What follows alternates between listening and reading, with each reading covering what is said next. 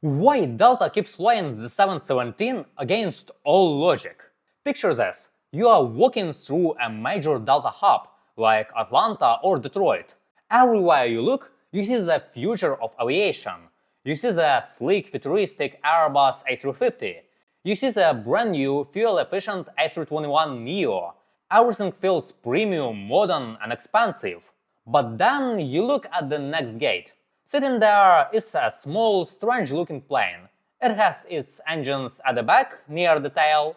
It's loud, it's old, and it looks like a time traveler from the 90s. This is the Boeing 717. And here is the big question. Delta calls itself America's premium airline. They spend billions of dollars on new technology. So why is the backbone of their short owl fleet a plane that competitors like Southwest sent to the scrapyard 10 years ago? You might think it is just nostalgia, or maybe a mistake. But it is not. In fact, keeping this old gas-guzzler in the sky is actually one of the smartest, most calculated financial moves in modern aviation history. Let's find out why. But first, hit the like and subscribe button. This simple action is vital for me. Thank you very much. Part 1. Boeing's adopted son. First, we need to clear up a common misunderstanding. If you look at the safety card in the seat pocket, it says Boeing 717. But if we are being honest, this isn't a real Boeing plane. It was actually born as the McDonnell Douglas MD-95. It was the last great design from the legendary creators of the DC-9. But in 1997, Boeing bought McDonnell Douglas.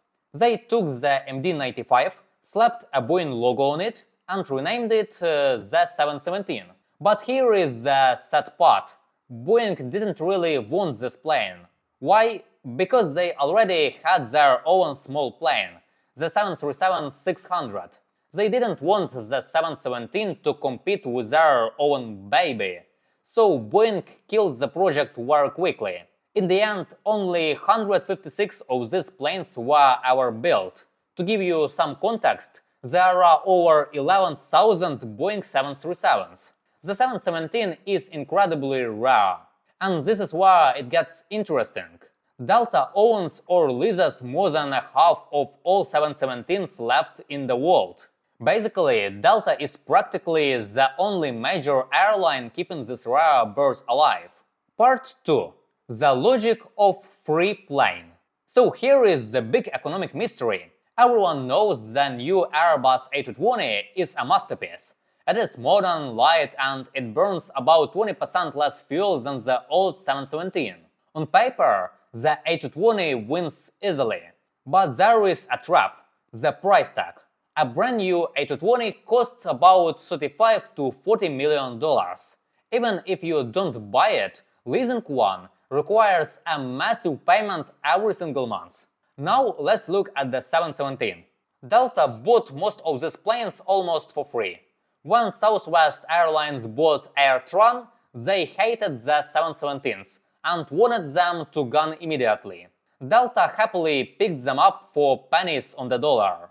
This changes the math completely. It comes down to capital cost versus operational cost. Think of it like a car. If you have a brand new car, you have a huge monthly payment. But if you drive an old car that is fully paid off, you don't have that monthly bill. Since your car costs you zero, you don't mind if it uses a little extra gas. That is Delta's secret. Because the 717s are fully paid off, they don't lose money when they are sitting on the ground. If a new A220 sits at the gate doing nothing, it is burning cash because of the expensive lease. But if a 717 sits at the gate, it costs Delta almost nothing. This gives them incredible flexibility. Part 3. The secret weapon. Delta TechOps. Usually, airlines are terrified of old planes. Why? Because maintenance is a nightmare. When a 25-year-old part breaks, it is hard to find and very expensive to replace. If you are a normal airline, this destroys your profit. But Delta is not a normal airline. They have a secret weapon called Delta TechOps. While other airlines have to pay third-party companies a huge amount of money to fix their engines and airframes, Delta does it in-house. They don't need to hunt for expensive rare parts. They have the skills to refurbish old parts themselves. Or they simply take what they need from donor planes that they bought just for spare parts. Because they control their repairs, keeping the 717 fleet alive costs them pennies compared to what it would cost to anyone else. Part 4. The perfect niche and the tank factor. So where does Delta actually fly these old planes? They don't fly across the ocean. They fly very short routes, often just 40 to 60 minutes. Think of a flight from Atlanta to Charlotte. In the aviation world, these are called high-cycle operations. And this is where the logic gets even stronger. You see, a modern plane like the A220 is incredibly efficient when it is cruising high in the sky. But on a 40-minute flight, the plane barely reaches cruising altitude before it has to come back down. Because of this, the new A220 doesn't have time to use its fuel-saving technology. On short hops, the fuel difference between an old 717 and the new A220 is actually very small. Also, short flights are hard on airplanes. Taking off and landing 4 or 6 times a day puts a lot of stress on the metal. It wears the plane out quickly. Why would you ruin a shiny, expensive, brand new jet on these rough, short flights? It makes no sense. The 717, however, is built like a tank. It was designed for this abuse. Plus its engines, the Rolls-Royce BR715s, they are gold standard of reliability. While modern engines are sensitive and complex, these old engines just keep working, day after day. Part 5. The crisis of new planes. Here's the biggest plot twist of the story. Delta actually had a plan to retire the 717 fleet. They placed a huge order to the Airbus A220, intending it to take over these routes. It seemed like a perfect plan, but there was a problem they didn't expect. The A220 used high-tech engines from Pratt & Whitney, called the GFT. While these engines are efficient, they have suffered from serious reliability issues. They require frequent inspections and often need long, complex repairs. This created a disaster for many airlines. Brand new A220s are often forced to sit on the ground waiting for engine fixes. So here is the ultimate irony. The plane that was supposed to be scrapped, the 717, is now the hero of the fleet. It is saving Delta's schedule, while the shiny modern jet are stuck in the hangar with engine problems.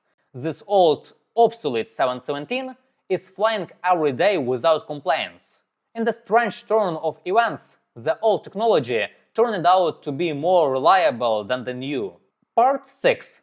What about the passengers? You might think that flying on an old, cheap plane means a bad experience for you. But actually, the opposite is true. Frequent flyers often love the 717 more than modern jets. First, there is the seating layout. Most narrow-body planes like the Boeing 737 or Airbus A320 have 3-to-3 setup. This means there are 2 terrible middle seats in every row. But the 717 is different. It uses a 2-3 layout. There is only 1 middle seat per row. If you are traveling as a couple and you pick the left side, you have the whole row to yourself. No strangers next to you. Second, it is surprisingly comfortable. Because the engines are located all the way at the back of the plane, the front of the cabin is incredibly quiet. It is one of the most peaceful riders in the sky. Finally, Delta didn't just leave these planes to look old. They completely updated the interiors. When you step on board, you see new seats, modern lighting, power outlets and high-speed Wi-Fi. Most passengers sit down, connect their phones and have no idea they are flying on a machine built in the last century. Final, the long goodbye. In the end, The Boeing 717 is much more than just an old airplane. It is a true workhorse. It allows Delta to make a profit on routes where other airplanes might lose money. It survives because it is simple, tough, and fully paid off. So when it finally leaves the skies, Delta keeps pushing the day back. Current estimates say these planes will keep flying until at least 2030. But when the last 717 finally retires, it will be a sad day for aviation enthusiasts. It will mark the end of an era, the end of the T-tail jets in major American skies. But what about you? Have you ever flown on a Delta 717? Did you notice the quiet cabin or the 2-3 seating? Or did it just feel like any other flight? Let me know in the comments below. If you learned something new today, hitting the subscribe button is the best way to support me. As a new channel, every subscriber truly counts and motivates me to create better stories. Click here to watch the next video. Thanks for watching and see you next time.